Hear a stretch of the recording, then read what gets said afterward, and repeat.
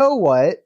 They need to be able to do taijutsu. Okay, just for the satisfaction of seeing it, I want Daemon to like enter a simulation to where he just is the Tin Tails as the Shinobi Alliance is doing the Shinobi Alliance jutsu against him. I just want to see that blow back up in their face and they just continue to keep trying anyways.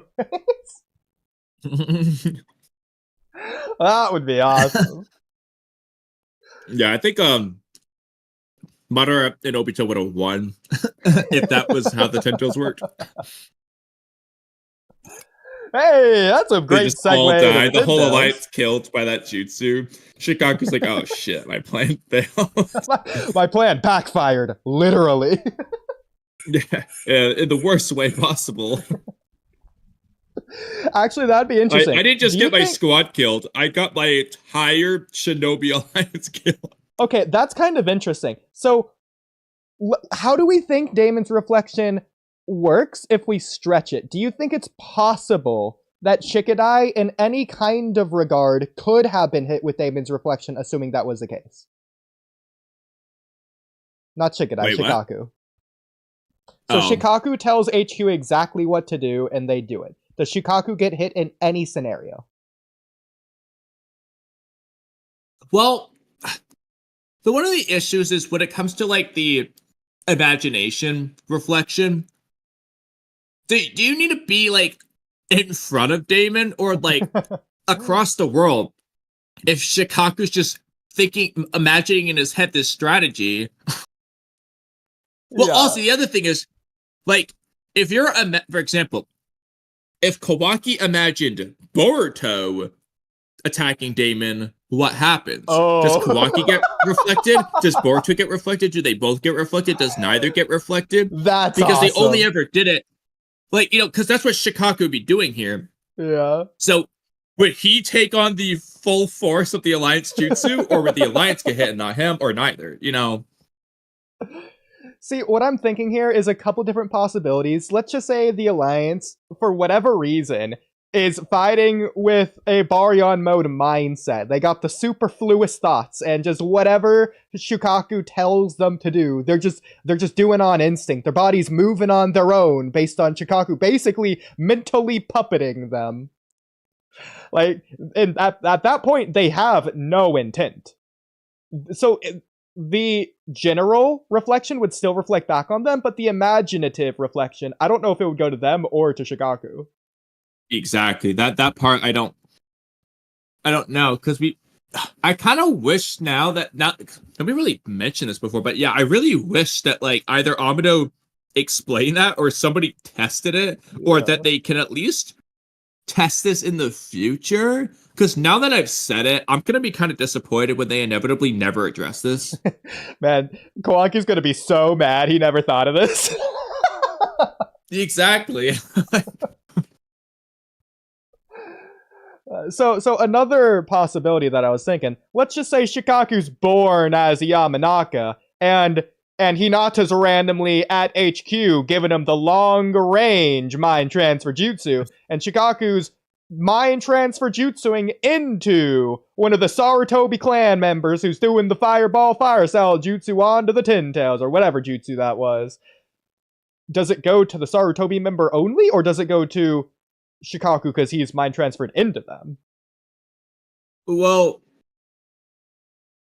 I think in that case it would go so just like the Ino and Keen thing in the Forest of Death. I think it would just hit the person they mind transferred, and then it would just transmit back to Shikaku anyway. In that case, well, okay, let's just ignore that aspect. We're looking only at the reflection, not at the Yamanaka transfer jutsu way that works.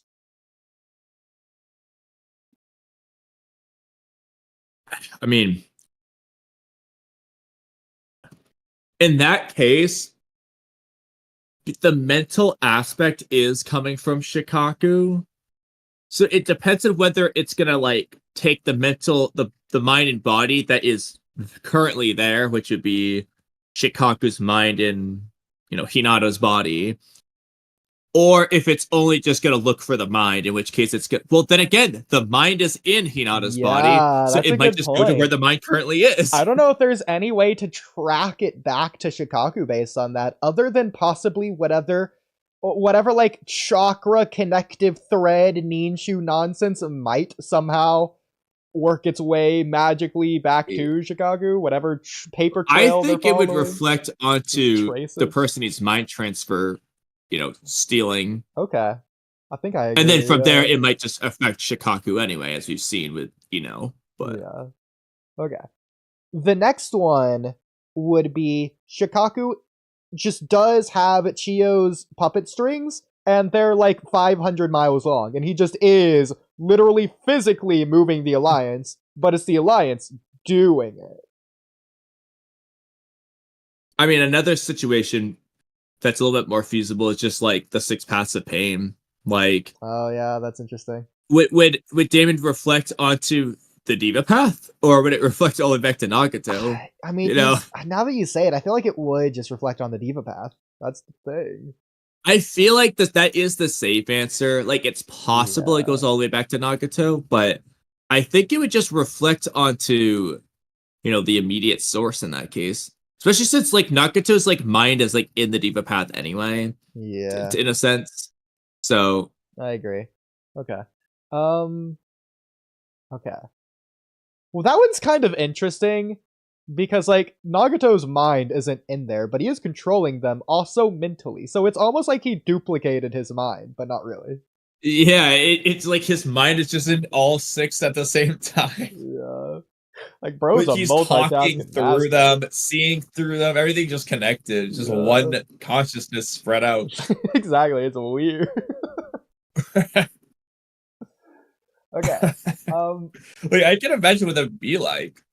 Like I know they use the security camera thing, but like is the osteopath just in his normal sight? Is he just seeing 6 circles, all of the different views? Like what, or does it like pull them together like a panorama to where he just sees all of that? No, I don't know what that's like. Yeah. Okay, so here's another one for you. Okay, I'll start by saying this is only a speculative answer. There's absolutely nothing to lean you in any direction at all whatsoever, unless I'm just not thinking of it. So what do you think the range is of Daemon's reflection, or does it not have one? So hypothetically, Minato has a shuriken and he throws it at Daemon, and before it hits Daemon, and before the reflection kicks in, Minato teleports to the other side of the world. What happens?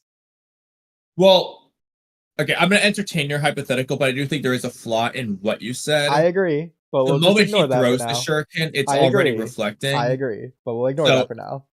Yeah. Let's just say the palm thing is true, and he touches palms halfway. The way I'm seeing it, there's 4 possibilities, I'll say. Not all of them equally likely. The first is, it doesn't matter where in the world, it just doesn't matter. Like, you're just gonna get reflected. Yeah. The second is, it's a range, so like Sasuke's a Meadow Tejikara has the random 50-meter range for some reason instead of his range of sight. Makes no sense, dumbest thing ever, but anyway, it could just be like that. The third would be, wherever Daemon can see, which doesn't really make sense given that it also reflects when he's not looking. But see, this is interesting because of love charm as well. And the potential range there. Yeah. And then the last one would be the other person attacking has to be able to see Daemon. It's the fourth. Which is similar to the love charm to where it seems like it doesn't do anything until you see your eyes. And that could apply to Daemon to where, I mean, this would be stupid, but like, if you close your eyes before throwing a shuriken, it's possible that just is a weakness. Now, Amino never mentioned it. It's not. If someone threw a kunai up in the air and didn't know Daemon was there and it just came down and landed on Daemon, it would hit them. Kawaki didn't realize Daemon was coming out of the claw marks. He didn't even see Daemon when he blasted code. I guess that's fair. He didn't see Daemon, so that shouldn't matter. Yeah. Okay. And I don't think Daemon saw Kawaki either in that case. Yeah. So let me bring this to another extreme.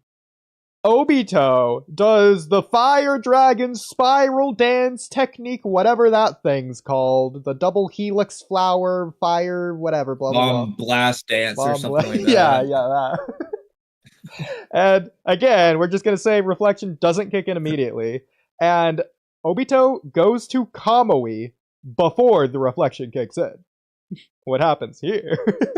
It's just not in the reality. Even with that one, like, never mind going to Kamui, just if he's intangible, like. Oh yeah, I think it would hit him even if he's intangible. I feel like it would just phase through him. I feel like that is actually because it activates unconsciously for him anyway, so it's just gonna do it in time, no matter what. As long as he's not trying to touch something, which he wouldn't be in this case because he wouldn't even have the chance.